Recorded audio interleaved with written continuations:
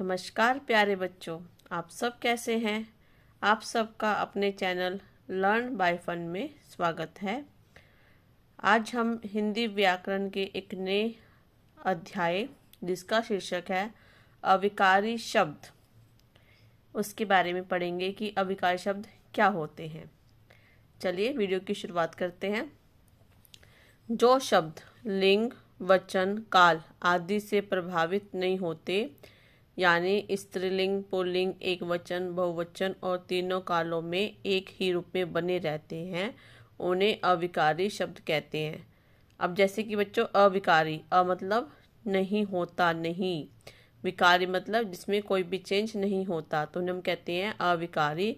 जो शब्द लिंग, वचन, कारण आदि से नहीं बदलते, उन्हें अविकारी शब्द कहते हैं। मतलब नहीं, विकारी मतलब चेंज आना, मतलब जिसमें चेंज नहीं आता, उन्हें हम क्या बोलते हैं, अविकारी शब्द। जैसे कि बारिश हो रही है, अब इसमें मैं बारिश को मैं चेंज भी करूं तो इसमें क्या चेंज हो सकता है, कुछ भी नहीं। तो बारिश हो रही है तो ये कुछ भी काल हो तो ये प्रभावित नहीं होगा। अविकारी शब्दों के भेद। अविकारी शब्द 4 प्रकार के होते हैं। नंबर 1 क्रिया विशेषण, नंबर 2 संबंध बोधक, नंबर 3 समुच्चय बोधक, नंबर 4 विस्मय आदि बोधक। चलिए हम बारी बारी से इनके प्रकार करते हैं। सबसे पहले हमारा क्रिया विशेषण, जैसे कि नाम से स्पष्ट है, क्रिया की विशेषता बताने वाले शब्द, अर्थात जो शब्द क्रिया की विशेषता बताते हैं उन्हें क्रिया विशेषण कहते हैं। कुछ एग्जाम्पल देखते हैं। शैली सुंदर लिखती है, हम विद्यालय रोज जाते हैं, इधर उधर देखकर सड़क पार करो, उतना खाओ जितना हजम हो जाए। पहला सेंटेंस था हमारा शैली सुंदर लिखती है। अब मैंने कहा था कि जो शब्द क्रिया की विशेषता है, अब इसमें क्रिया क्या है, लिखती है। अब मैंने क्वेश्चन बना शैली कैसा लिखती है, तो शैली सुंदर लिखती है। तो इसका हमें आंसर मिला कि जो शब्द क्रिया की विशेषता है, लिखना क्या है, क्रिया, अब उसकी विशेषता क्या, कैसी लिखती है, सुंदर। तो जो शब्द क्रिया की विशेषता से हम क्रिया विशेषण कहते हैं। सेकंड देखिए, हम विद्यालय रोज जाते हैं। हम विद्यालय कब जाते हैं, मतलब कब जाते हैं, रोज जाते हैं। तो रोज क्या हमारी क्रिया की विशेषता कि कब जाते हैं, तो जाते हैं क्रिया, और क्रिया की विशेषता क्या है, रोज। तो हमारा क्या है, क्रिया विशेषण शब्द। आगे पढ़ते हैं बच्चों। क्रिया विशेषण के कुछ और उदाहरण, कम, तेज, ध्यानपूर्वक, थोड़ा, शाम, सुबह, ऊपर, नीचे, जोर जोर से, धीरे धीरे, आजकल आदि। जैसे मैंने बोला खरगोश धीरे धीरे चलता है, नहीं, खरगोश तेज भागता है। या मैंने बोला कछुआ धीरे धीरे चलता है। अब चलना क्या है, क्रिया, और उसकी विशेषता क्या है, वो धीरे धीरे चलता है, कछुआ धीरे धीरे चलता है। तो ये क्या उसकी विशेषता। तो ये हो गया हमारा क्रिया विशेषण शब्द। उसके बाद है बच्चों क्रिया विशेषण के भेद। क्रिया विशेषण के बच्चों 4 भेद होते हैं। नंबर 1 कालवाचक क्रिया विशेषण। काल मतलब जो हमें समय के बारे में बताते हैं, वो हमारे क्रिया विशेषण शब्द कहलाते हैं। स्थानवाचक क्रिया विशेषण, जो हमें स्थान के बारे में इंफॉर्मेशन देते हैं, स्थान के बारे में सूचना देते हैं। नंबर 3 रीतिवाचक क्रिया विशेषण, काम किस तरह से हो रहा है। नंबर 4 परिमाणवाचक क्रिया विशेषण, जिसमें हम नापतोल की बात करते हैं। ये हमारे क्रिया विशेषण के भेद। चलिए सबसे पहले था हमारा कालवाचक क्रिया विशेषण। जो क्रिया विशेषण शब्द क्रिया की काल संबंधी विशेषता का बोध कराए, काल संबंधी मतलब है समय के बारे में बताए, उन्हें कालवाचक क्रिया विशेषण कहते हैं। जैसे सूरज शाम होते ही ढल गया, कब ढल गया, शाम होते ही। तो शाम क्या है, टाइम को बता रहा है, तो ये हमारा क्या है, कालवाचक क्रिया विशेषण। किसान दिन भर मेहनत करता है, किसान कब मेहनत करता है, दिन भर, तो पूरे दिन वो मेहनत करता है, तो पूरे टाइम को शो कर रहा है, समय के बारे में, काल के बारे में बता रहा है, तो हमारा क्या है, कालवाचक क्रिया विशेषण। माँ आज पटना जाएगी, कब जाएगी, आज। तो आज क्या है, टाइम को शो कर रहा है, काल बता रहा है कि कौन सा काल हमारा, आज, यानी कि वर्तमान काल। कि माँ आज पटना जाएगी, तो आज का हमारा वर्तमान काल जाएगी, तो इसमें क्या है क्रिया और उसकी विशेषता क्या है कि वो कब जाएगी, तो हमारा क्या कालवाचक क्रिया विशेषण। इसकी कुछ और उदाहरण देखिए, आज, कल, परसों, अभी, रात, सदा, जब, तब आदि। जैसे मैंने बोला कल हम दिल्ली जाएंगे, हम कब दिल्ली जाएंगे, कल, तो कल क्या है कालवाचक क्रिया विशेषण। नेक्स्ट है बच्चों स्थानवाचक क्रिया विशेषण। स्थान मतलब जो हमें बताता है प्लेस, जगह के बारे में, वो क्या होता है हमारा स्थानवाचक क्रिया विशेषण। जैसे नीचे उतरो, कहाँ उतरो, नीचे उतरो, तो ये नीचे उतरो क्या है, उतरो क्या हमारी क्रिया और उसका स्थान कौन सा है, कहाँ उतरना है, नीचे, तो नीचे उतरो, तो ये हमारा क्या है स्थानवाचक क्रिया विशेषण। तुम सब भीतर जाओ, तुम सब कहाँ जाओ, भीतर, भीतर मतलब अंदर, तो ये जगह के बारे में बता रहा है कि कहाँ जाना है। तो जब हमें जगह के बारे में बताते हैं, हम पूछते हैं कहाँ जाएं, तो जब हम स्थान के बारे बात करते हैं, स्थान के बारे में बात करते हैं, तो हमारा क्या स्थानवाचक क्रिया विशेषण।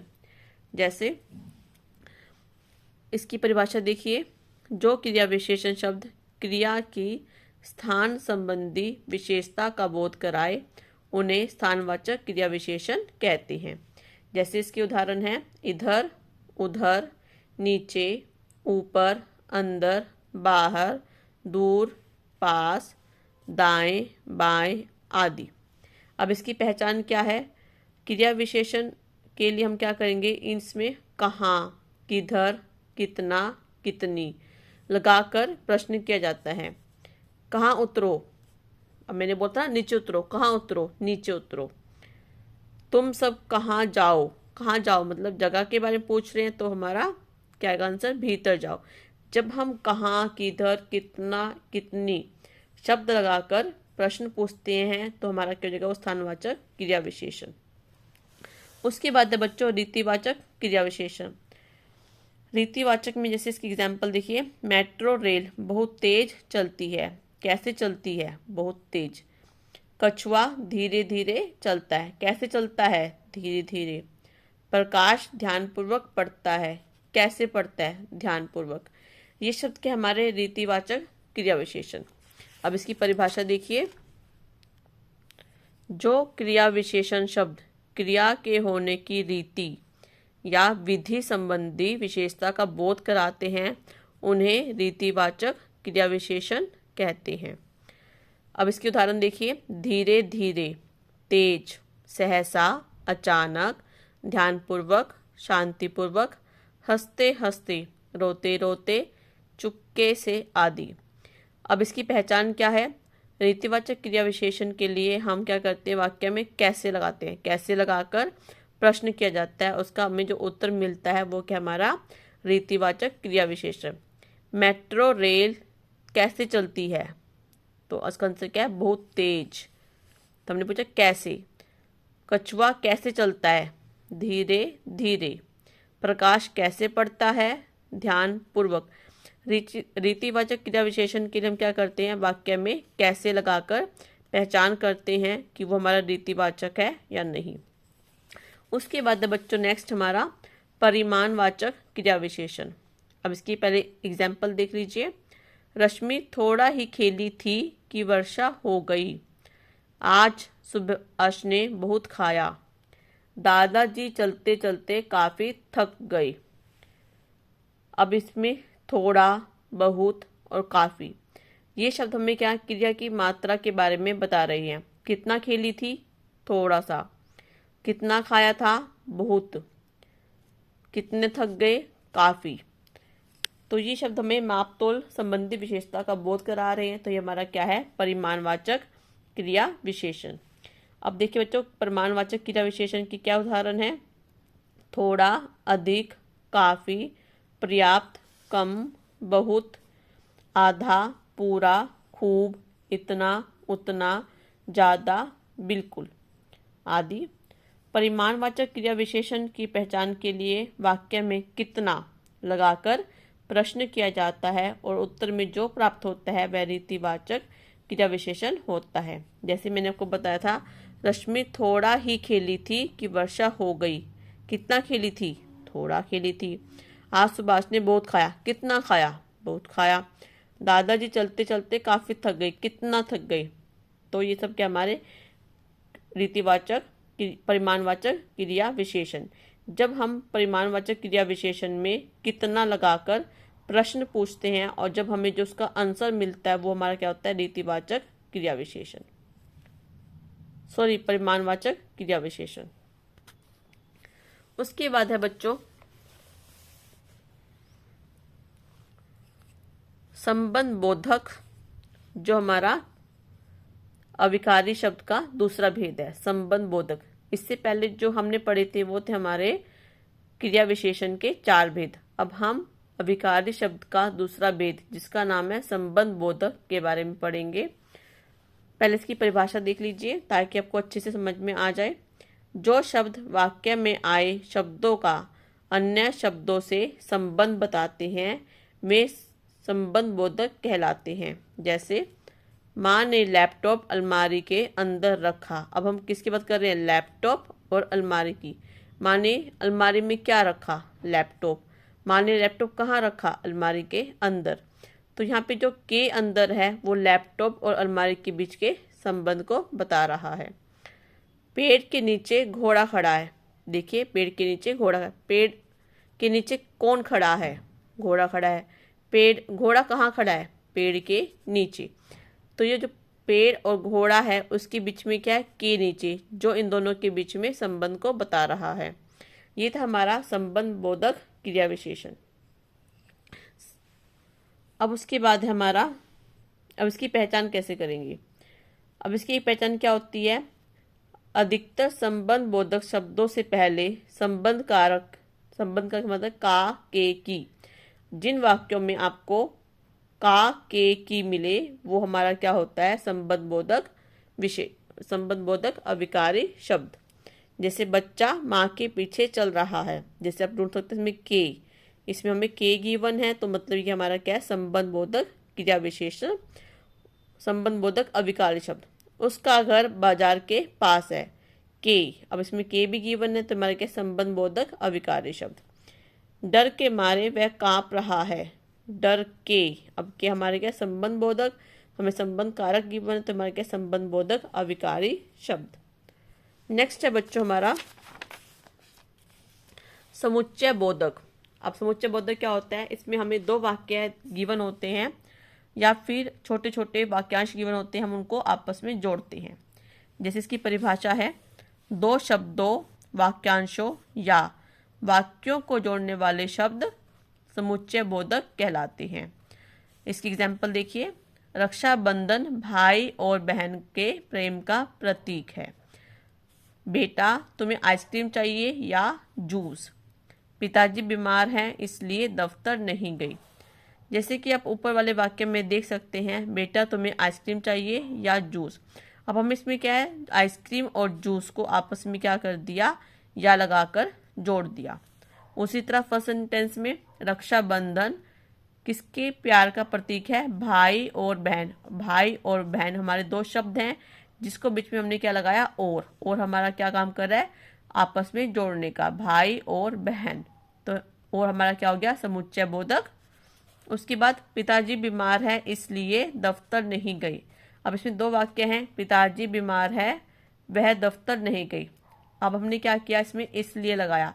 इसलिए समुच्चय बोधक का प्रयोग करके हमने 2 वाक्यों को आपस में जोड़ दिया। जैसे पिताजी बीमार है इसलिए दफ्तर नहीं गई, तो इसलिए क्या हमारा? समुच्चय बोधक। उसके बाद है इसके उदाहरण, जैसे कि पर, मगर, बल्कि, अन्यथा, तथापि, तो, यद्यपि, या, किंतु, परंतु, एवं, तथा, और आदि। ये था हमारे समुच्चय बोधक। उसके बाद हमारा लास्ट विस्मय आदि बोधक। इसकी उदाहरण देखिए, वाह क्या मधुर गीत गाया है। ओ पैरों में बहुत दर्द हो रहा है। शाबाश आज टीम ने अच्छा खेला। ये थे हमारे विस्मय आदि बोधक के उदाहरण। अब इसकी परिभाषा देखिए, जो शब्द हर्ष, शोक, आश्चर्य, प्रशंसा, डर, घृणा आदि मन के भावों को प्रकट करते हैं उन्हें विस्मय आदि बोधक कहते हैं। जैसा कि मैंने आपको पहले सेंटेंस दिया था, वाह क्या मधुर गीत गाया है, तो वाह क्या है, हमें हर्ष, हमारी खुशी के बारे में बता रहा है। ओह, ओ मतलब हमें थोड़ा सा दुख है कि पैरों में बहुत दर्द हो रहा है। शाबाश, किसी को हम क्या कह रहे हैं, मोटिवेट कर रहे हैं, उसको उसके अच्छे काम की तारीफ कर रहे हैं, प्रशंसा कर रहे हैं, तो ये हमारा क्या है, विस्मय आदि बोधक। अब इसकी पहचान क्या है, ये इसका जो चिन्ह है, एक डंडा लगा के नीचे बिंदी, जिसको हम बोलते हैं विस्मय आदि बोधक चिन्ह, ये इसकी पहचान है।